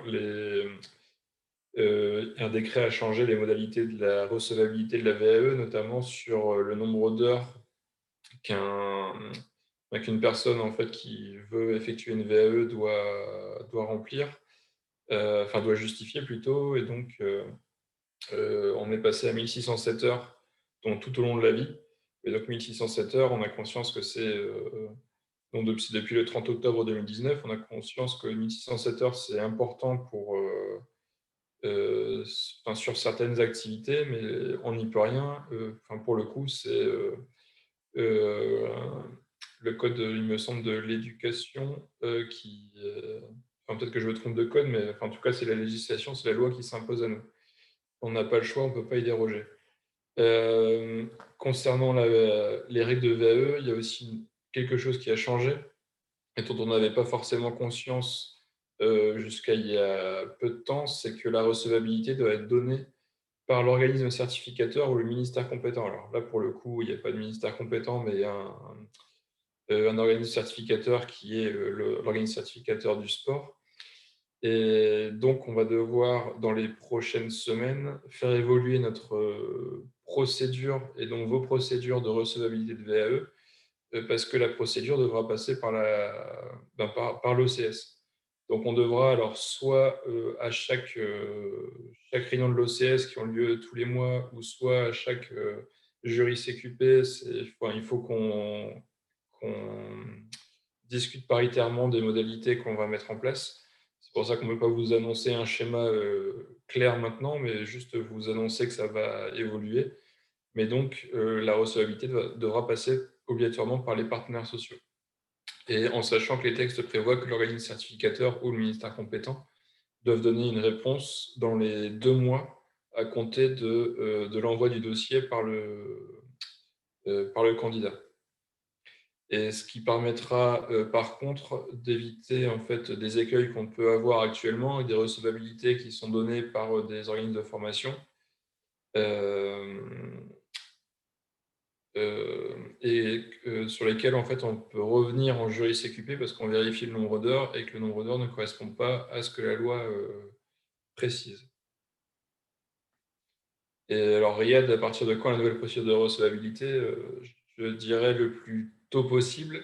On a une réunion de l'OCS en février. J'espère qu'on arrivera à finaliser lors de cette réunion ou lors de la suivante en mars la nouvelle procédure. Tout en sachant que actuellement, du coup, on peut tous être en insécurité juridique. Alors, je ne dis pas ça pour affoler qui que ce soit, mais on a eu le cas en fait du coup de recevabilité qui ont été données par des organismes de formation et qui n'étaient pas en fait valables. Et le problème, c'est que revenir derrière alors qu'il n'y a pas eu de réponse officielle de l'OCS peut nous mettre vraiment dans une insécurité juridique et sur laquelle on va remédier du coup dans les prochaines semaines.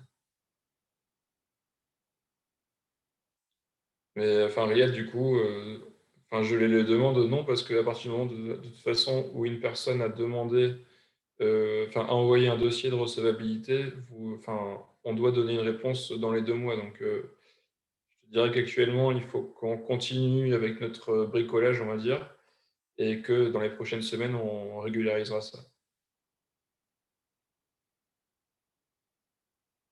Et pour la référence du décret, alors, on ne va pas faire non plus toujours le travail pour vous, hein. C'est à vous aussi de vous mettre à jour à ce niveau-là, mais on peut en effet vous l'envoyer. C'est un décret il me semble, du 30 octobre 2019.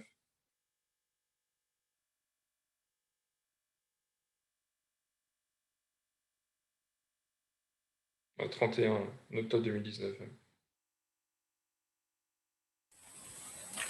Et par contre, les modifications concernant la recevabilité des VAE et le fait que ça soit bien le certificateur qui la valide, ça relève du Code du travail. Alors, je ne sais plus quel article, mais on vous le reprécisera par ailleurs.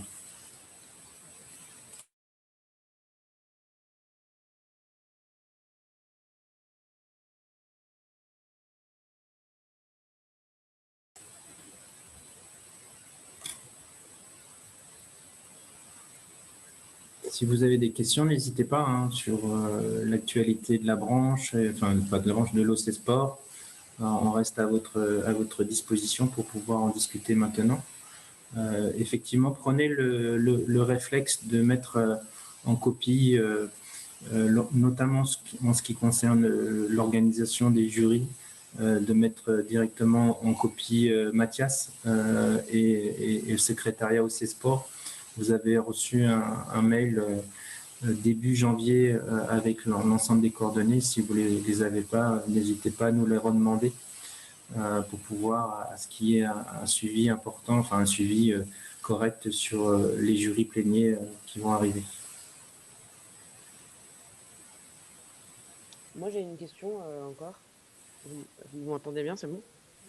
Sur la question du renouvellement, pareil, est-ce que j'avais eu cette confirmation en 2019, mais je voulais m'assurer que c'était toujours le cas. On a un CQP qui est en cours jusqu'au mois d'octobre. Est-ce que tous les gens qui rentrent dans formation CQP avant le mois d'octobre peuvent aller au bout de leur formation dans les conditions qui sont enregistrées actuellement au RNCP, même si le renouvellement, lui, est prononcé par exemple en novembre ou en décembre? Oui, on a encore eu le… Bonjour Solène, pardon. Je ne voulais pas montrer brusque avec le décret. Non, non, non, pas de problème, pas de problème. Merci Sébastien d'avoir envoyé, du coup, Sébastien Midjaven d'avoir envoyé à titre de Legifrance. En effet, c'est comme je l'avais précisé à Frédéric avant qu'elle parte en congé maternité, on a encore eu cette semaine la confirmation écrite du ministère, toute formation qui est commencée, en fait, à partir du moment où la formation a commencé, même la veille de la fin d'enregistrement au RNCP du CQP, ira à son terme sans problème. Et les personnes se verront délivrer une carte professionnelle provisoire pendant leur temps d'alternance et une carte professionnelle à l'issue, parce que, enfin, même si le CQP n'est pas encore renouvelé, parce que en fait, le CQP passe dans les droits acquis. Et c'est valable pour tous les CQP. Une formation a commencé la veille, il faut vraiment que la formation ait commencé, c'est pas que les inscriptions ont commencé, c'est que la formation a débuté. Et toute formation qui a commencé la veille de la fin d'enregistrement RNCP peut aller valablement à son terme et les personnes auront une carte professionnelle. Ok, merci.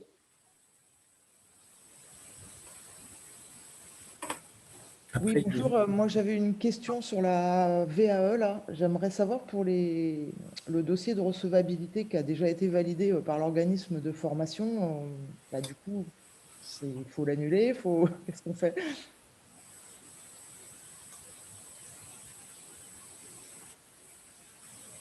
En fait, pour le moment, désolé, on est un peu dans le bricolage, parce qu'il faut qu'on s'adapte Ouais, non, mais je comprends, ouais.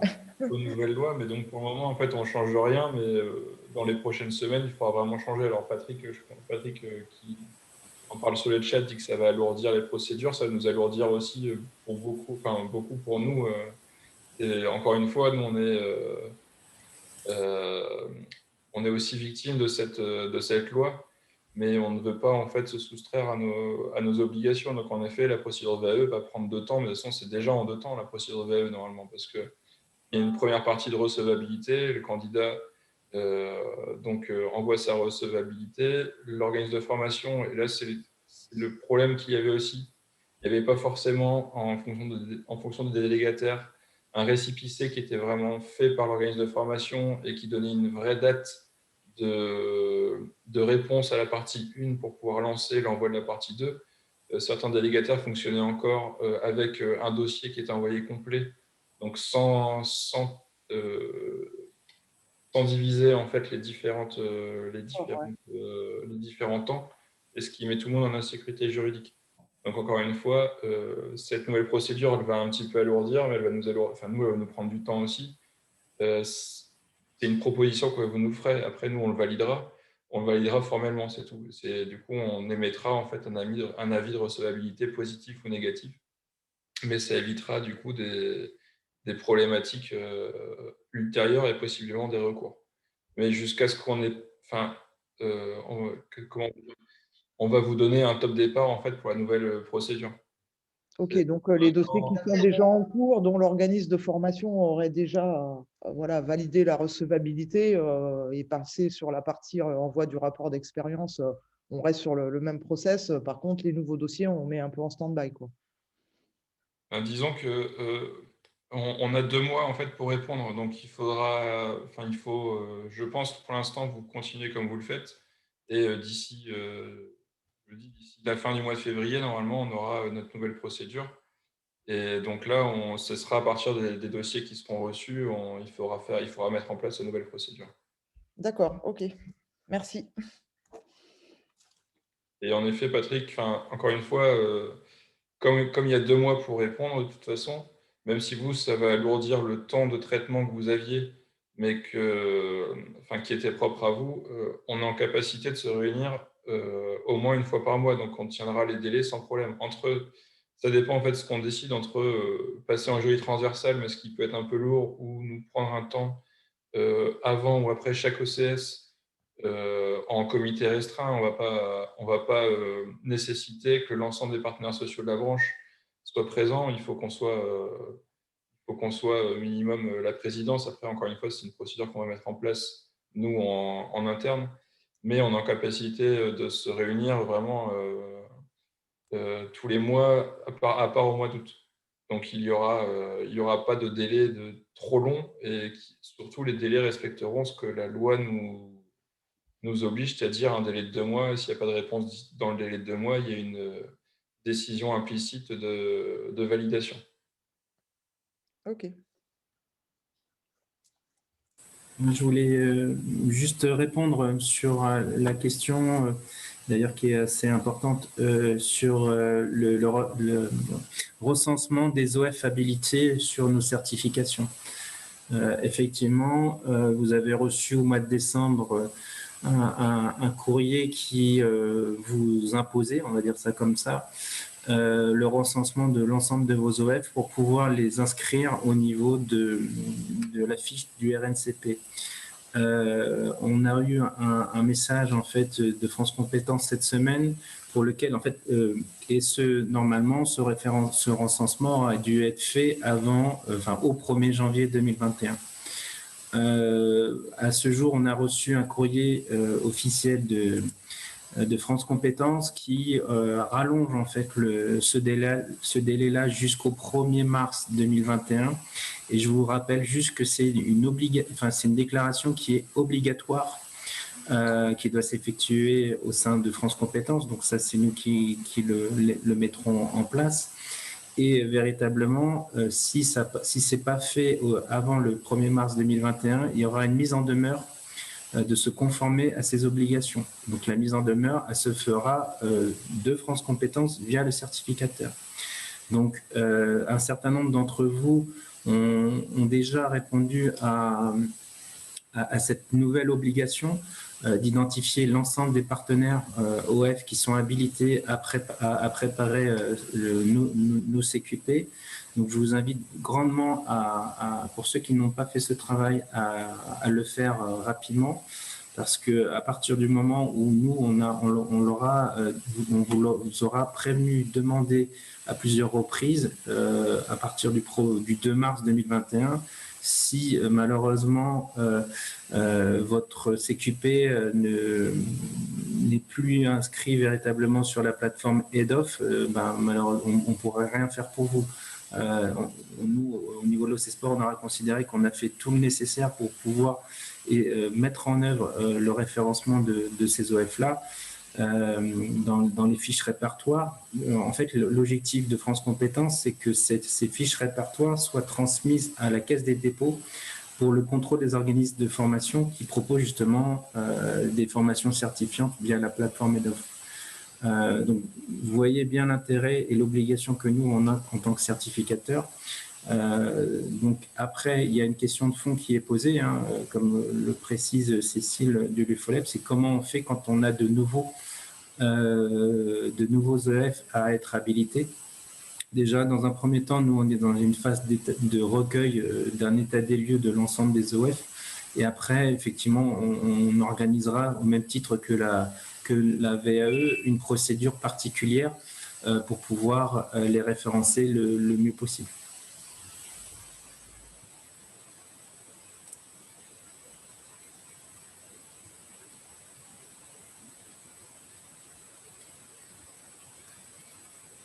Du coup, Sébastien, si tu peux répondre je ne sais pas si tu as un tableau de suivi pour ceux qui ont répondu ou pas, parce que Riyad demande s'il a bien répondu ou non.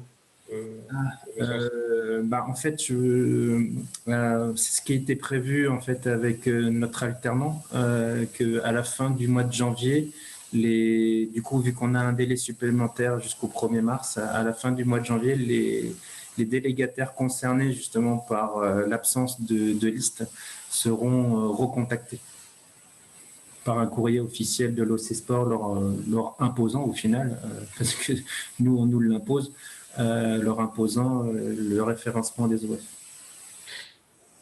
Comme pour la VE, on nous impose beaucoup de choses depuis quelques temps.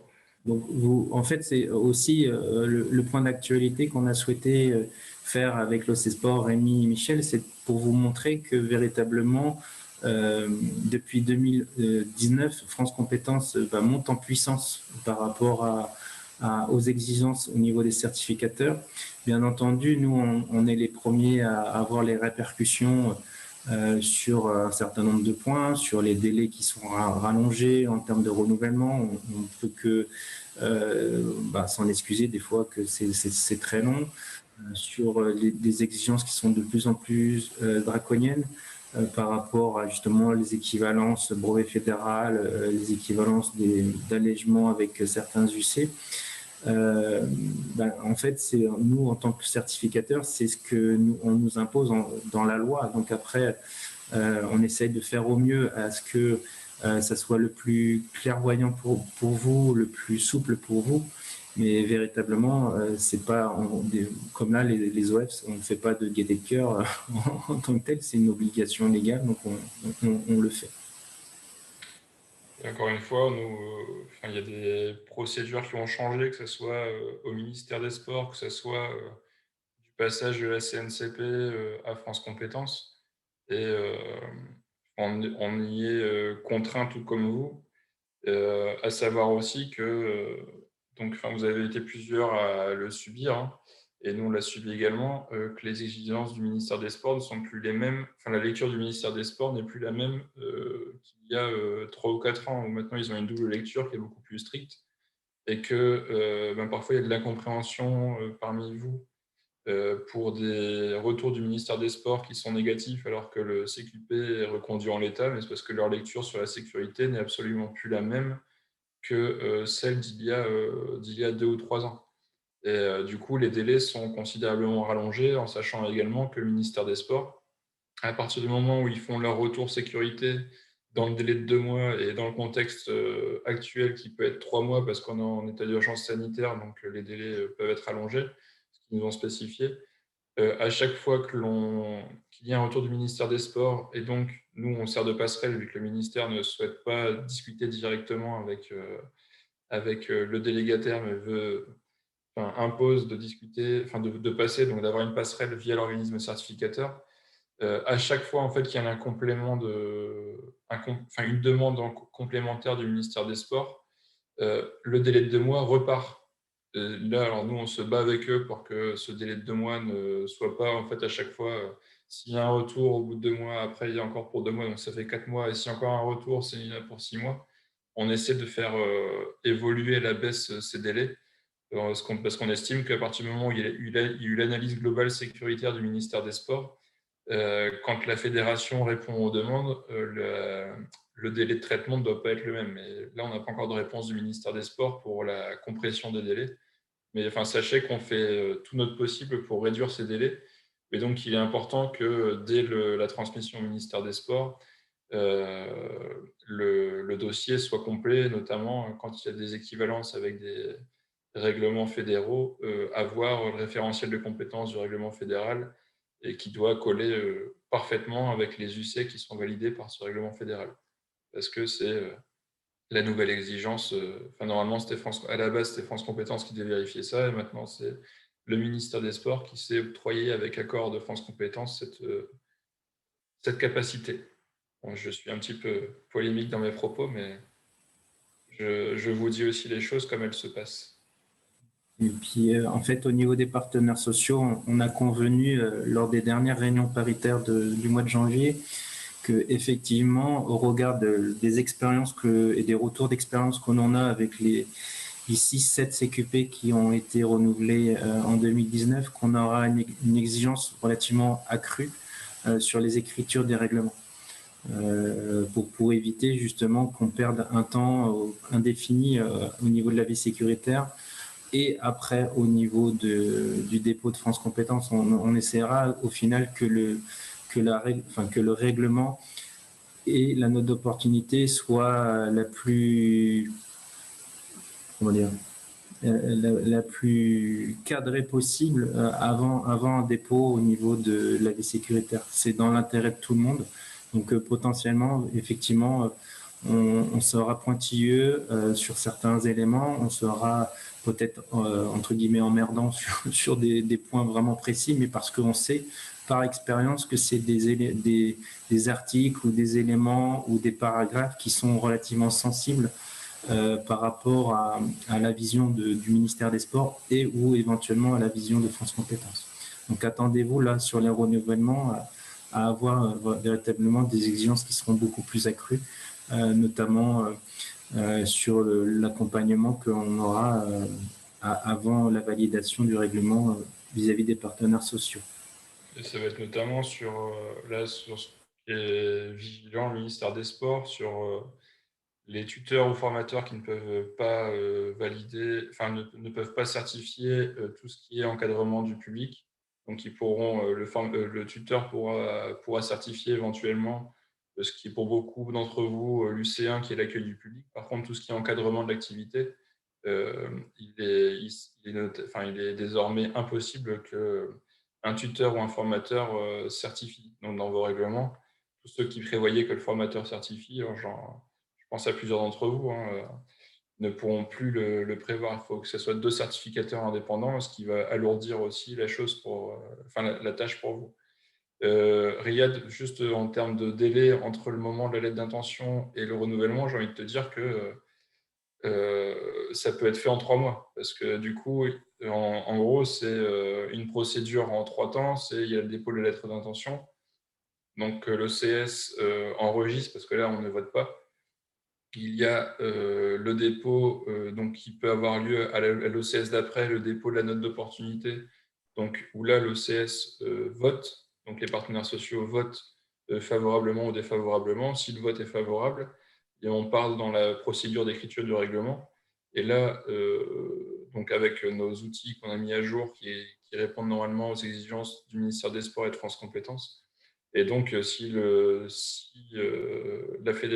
délégataire est en capacité de travailler très vite, ça peut en effet, le mois d'après, vous pouvez potentiellement déposer le règlement si vous avez pu aussi avoir la disponibilité de la cellule d'accompagnement parce que tout le monde a beaucoup de travail et si vous pouvez aussi avoir eu le retour du binôme instructeur. Mais donc, ce n'est pas ce délai-là qui est le plus... Enfin, on va dire que c'est ce délai-là qui est le plus compressible. Après, on ne maîtrise plus par rapport au ministère des Sports et France Compétences, même si on peut politiquement pousser pour raccourcir les délais, notamment auprès de France Compétences.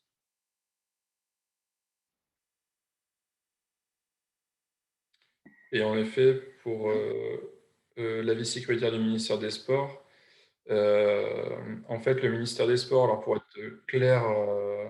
clair avec vous, on a eu une réunion en septembre avec eux. Où en fait, le ministère des Sports a un avis sécuritaire à donner et après, pour l'enregistrement au RNCP, a un avis à donner également aux partenaires sociaux qui siègent dans la commission de certification de France Compétences. C'est lors de la réunion de septembre, le ministère des Sports nous a dit, encore une fois, je ne veux pas être polémique, je vous dis les choses comme ça s'est passé, nous a dit que ce serait bien que les règlements fédéraux soient envoyés en même temps que l'avis sécuritaire pour que le ministère des Sports puisse prendre de l'avance par rapport à l'avis qu'il va donner sur l'enregistrement RNCP, qui est un avis distinct. Et après maintes débats avec nous, parce qu'on n'était pas d'accord à la base, on leur a dit, on a voulu leur tendre la main, et du coup on leur a dit ok, on vous enverra les règlements fédéraux, et le ministère des Sports l'a pris comme un acquis dans sa lecture de l'avis sécuritaire. Donc en fait, il a rajouté dans l'avis sécuritaire l'avis donné sur l'adéquation des règlements fédéraux avec les UC donnés en équivalence. Donc on n'est pas d'accord avec eux, mais ils nous l'imposent, et le problème c'est que c'est un ministère, donc on n'a pas la main, on n'a pas le choix. Mais du coup, c'est une contrainte supplémentaire, ce qui peut donner des délais supplémentaires aussi quant à la vie sécuritaire. Et je ne sais pas si la fédération d'escalade est présente, mais notamment cette fédération l'a particulièrement subi. Et c'est défendu, c'est très bien défendu avec le ministère des Sports en disant que sur les équivalences qui étaient sur les rejets d'équivalence donnés par le ministère des Sports, il n'y avait aucun brevet fédéral qui avait une compétence sécuritaire dans l'encadrement de la pratique, mais le ministère des Sports n'en a pas démordu pour autant. Et là, on est totalement tributaire. De toute façon, on n'a pas le choix, il faut qu'on ait leur avis favorable pour pouvoir ensuite déposer auprès de France Compétences. Donc, encore une fois, on subit la chose, alors on bataille, on bataille notamment pour faciliter les choses, parce que notre but, c'est que tout soit fluide, que ce soit pour nous ou pour vous, parce que si vous perdez du temps, nous aussi, on perd du temps. Donc, ça ne nous fait pas plus plaisir que ça, mais c'est assez compliqué.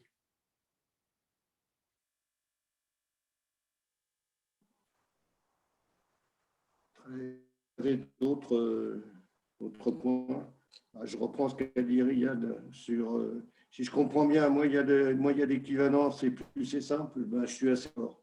Et puis, l'autre réponse, ce serait de dire, s'il n'y a pas d'équivalence, quand on fait la formation, il peut y avoir des simplifications de la formation, enfin, je ne sais plus comment très bien on dit, voilà. Avez-vous d'autres questions? Alors, je voulais juste vous donner une information dont on n'a pas parlé, pour que vous soyez au courant. On a actuellement une étude avec des consultants extérieurs pour regarder de quelle façon on pouvait faire des blocs transversaux aux différents CQP. Tout un travail actuellement qui est en cours sur l'analyse des compétences à travers les blocs et regarder comment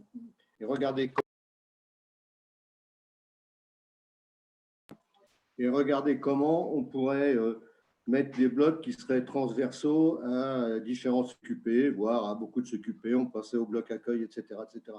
Donc, on vous tiendra au courant de tout ça, mais voilà, sachez qu'il y a encore des évolutions qui sont prévues sur la construction des CQP.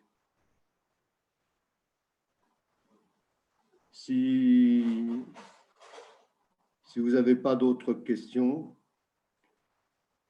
ça reste à regarder. L'appellation bloc, l'appellation unité, c'est des choses qu'il faut qu'on regarde, hein, puisqu'en toute logique, un bloc au sens, un bloc de compétences, c'est quelque chose qui est acquis, qui est inscrit au NCP. Enfin, voilà, il y a encore un peu de travail autour de ça, mais l'idée, c'est quand même de pouvoir effectivement alléger, j'allais dire, le passage d'un CQP à un autre CQP en trouvant beaucoup de transversalité.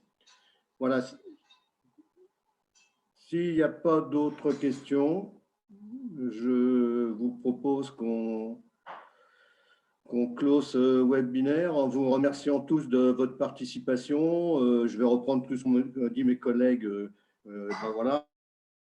On est bien évidemment à votre disposition pour vous aider, etc. Mais comme l'a dit Rémi, comme a pu le dire Sébastien, c'est vrai que tout n'est pas simple dans nos relations avec les différentes instances et ça demande beaucoup de délais. Voilà, en tout cas, moi, je suis ravi de ce webinaire. Je vous remercie de votre participation. Si Rémi veut dire un mot, si Sébastien veut dire un mot, je leur cède la parole.